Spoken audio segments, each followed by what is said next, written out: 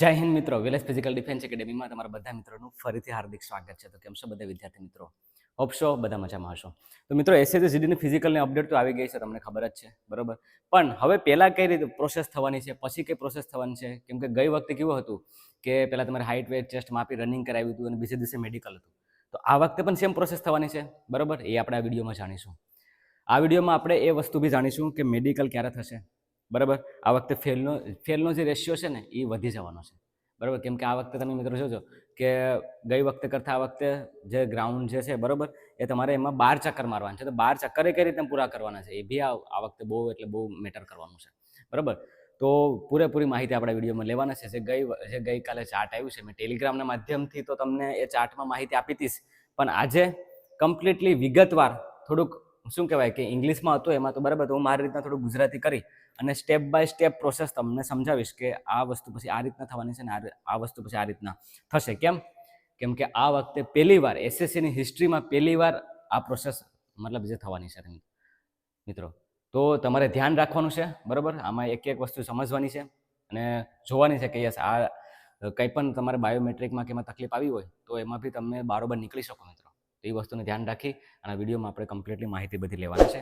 તો જો વિડીયોમાં નવા હોય તો પ્લીઝ વિડીયોને લાઇક શેર સબસ્ક્રાઈબ કરવાનું ભૂલતા નહીં અને તમારા મિત્ર વર્તુળને જરૂરથી શેર કરજો. ચાલો હવે કંઈ પણ ટાઈમ વેસ્ટ કર્યા વગર વિડીયોની શરૂઆત કરીએ.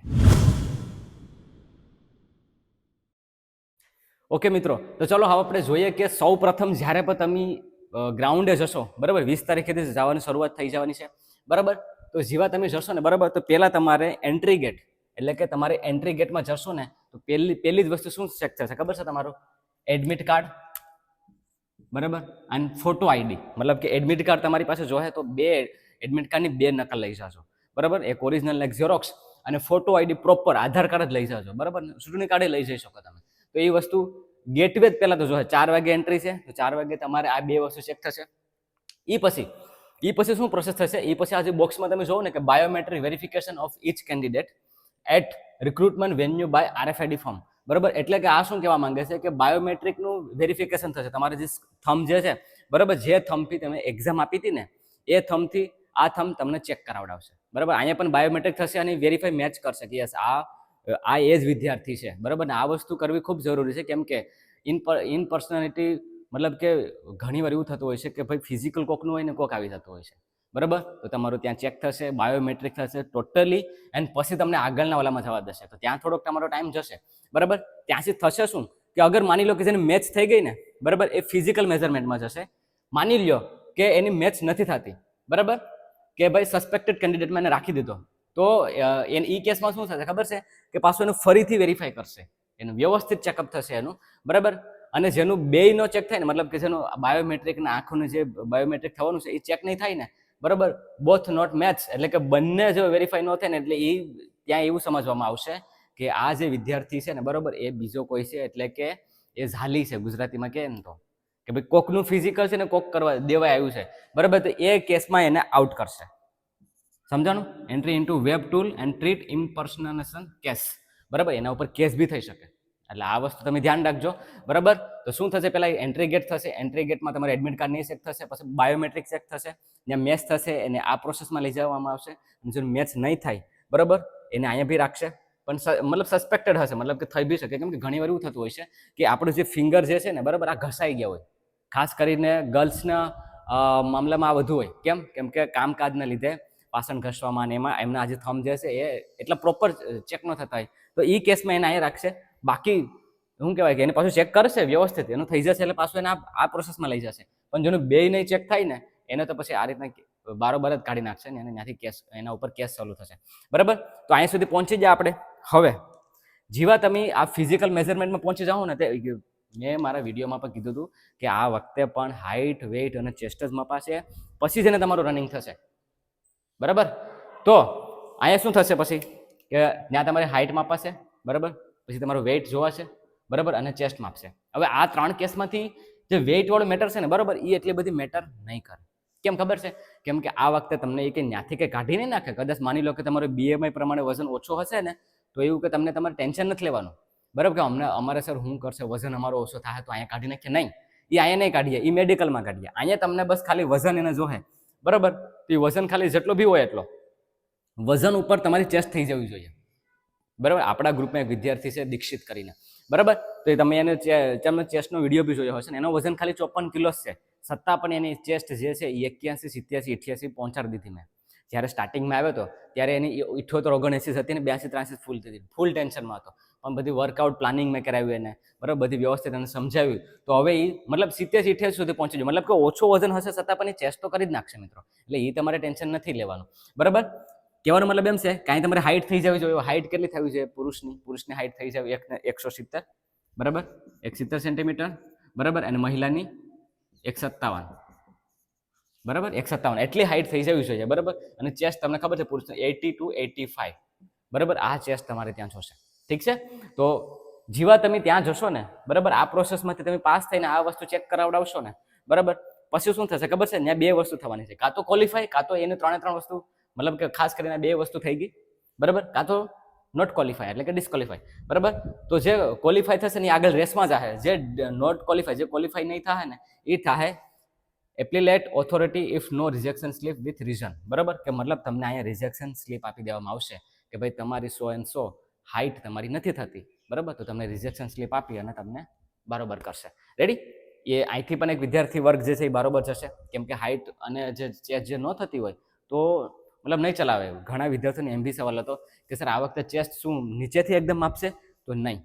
દેખો આ હું વસ્તુ કઈ રીતના કહી શકું, કેમ કે જે BSF SCMનું જે ગ્રાઉન્ડ હતું ને, BSFમાં જ ગ્રાઉન્ડ હતું. આ થોડા સમય પહેલાની જ આપણા વિદ્યાર્થીઓ જે ગયા હતા એણે વાત કરી હતી, કેમ કે એણે એવું કીધું હતું કે ચેસ્ટ મેઝરમેન્ટ છે ને એક એવી પટ્ટીથી માપતા હોય, બરાબર, કે તે જાડી અમથી પટ્ટી હોય અને એમાં ડિજિટલ મીટર હોય, બરાબર. એમાં ડિજિટલ મીટર હોય, તેમાં એ થોડુંક ઉપર જ રાખવું પડે ત્યારે જ એ પોસિબલ થાય.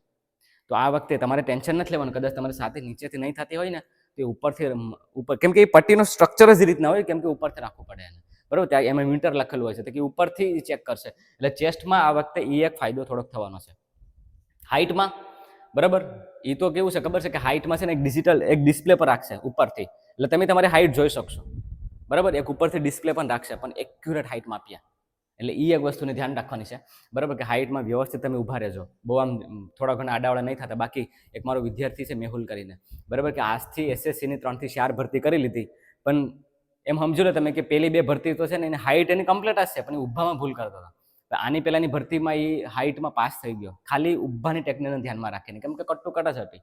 તો એ વસ્તુને તમારે ધ્યાન રાખવાની છે. ઓકે, એ પછી શું થશે કે જે ક્વોલિફાય થઈને રેસમાં જશે, બરાબર. તો રેસ તો તમને ખબર જ છે ને કે રેસ કેટલા મીટરની છે, બરાબર. રેસ જે મેલ માટે 5 કિલોમીટર 24 મિનિટની અંદર અને ફિમેલ માટે 1608, બરાબર. તો એ રેસમાં જશે, પછી ન્યાય બે વસ્તુ થશે, કાં તો એ રેસ ક્વોલિફાય કરશે કાં તો નોટ ક્વોલિફાય.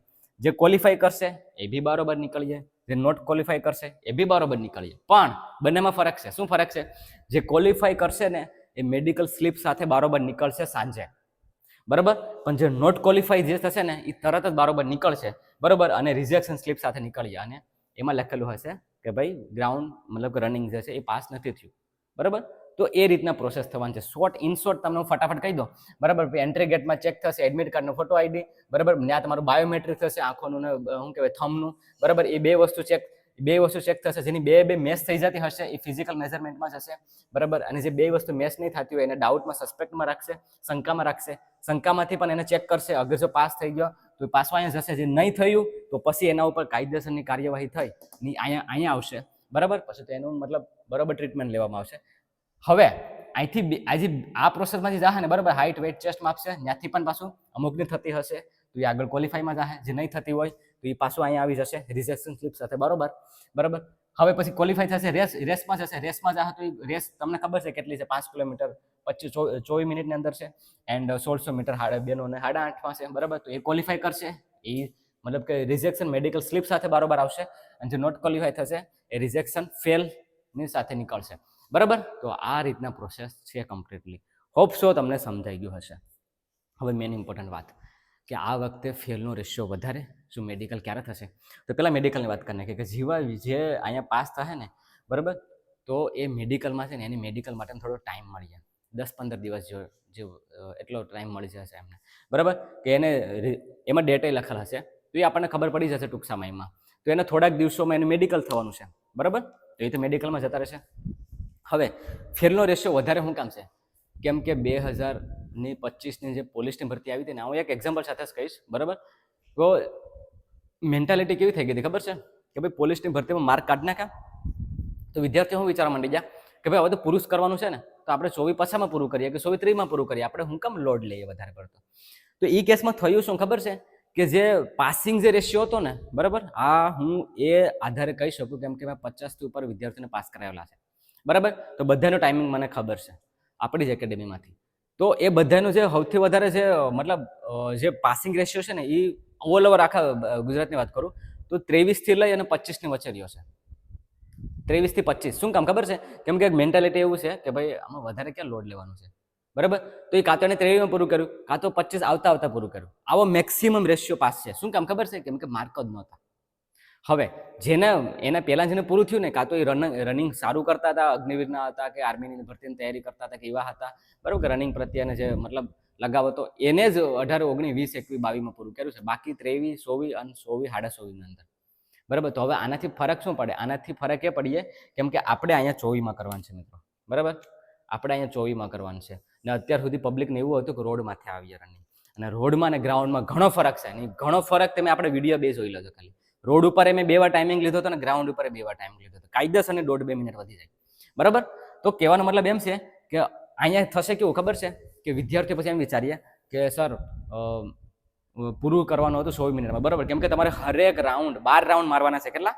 આપણે જે ગાંધીનગર છે ને 12 રાઉન્ડ મારવાના છે. એ 12 રાઉન્ડની પેસ તમારી છે ને 2 નીઝ રહેવી જોઈએ, બે કરતા પણ નીચે.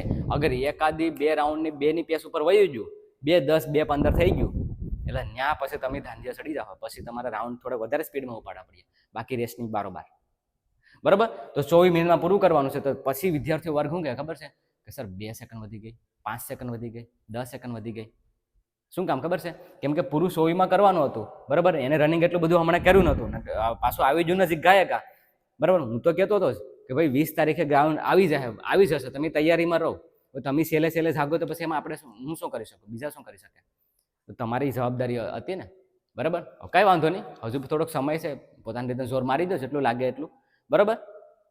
કહેવાનો મતલબ એમ છે કે તમારે 12 રાઉન્ડ પૂરેપૂરા જોશ જુસ્સાથી મારવા પડીએ, 2 મિનિટની પેસથી પણ ઓછાથી, ત્યારે જઈને તમે પાસ થાવ. બાકી ફેલનો રેશિયો વધી જશે કેમ કે 200-200ની બેસ બનાવવાની વાત ચાલુ છે, બરાબર? એટલે તમે સમજી લેજો કે પછી ટ્રાફિક કેટલું થશે.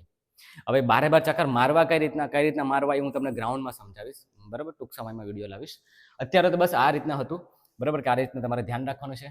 એન્ડ અત્યારે રિકવરીનો સમય છે, તો થોડુંક હવે બહુ એન્ડના દિવસોમાં, મતલબ કે જે 20 તારીખે જેનું ગ્રાઉન્ડ છે એ 17 તારીખેથી રનિંગ બંધ કરી શકે, બરાબર? અને વહેલી તકે 2 દિવસ પહેલાં જતું રહેવાનું. ઓકે, તો બસ મિત્રો આ હતું. હોપસો આ વિડીયોથી તમને થોડીક એક માહિતી મળી હશે, બરાબર? માહિતી મળી હોય તો પ્લીઝ વિડીયોને લાઇક, શેર, સબસ્ક્રાઈબ કરવાનું ભૂલતા નહીં, અને તમારા મિત્રો વર્તુને જરૂરથી શેર કરાવડાવશો. ઠીક છે? તો મળીએ પાછા નેક્સ્ટ વિડીયોમાં. ત્યાં સુધી હું અલ્પેશ રજા લઉં છું. જય હિન્દ.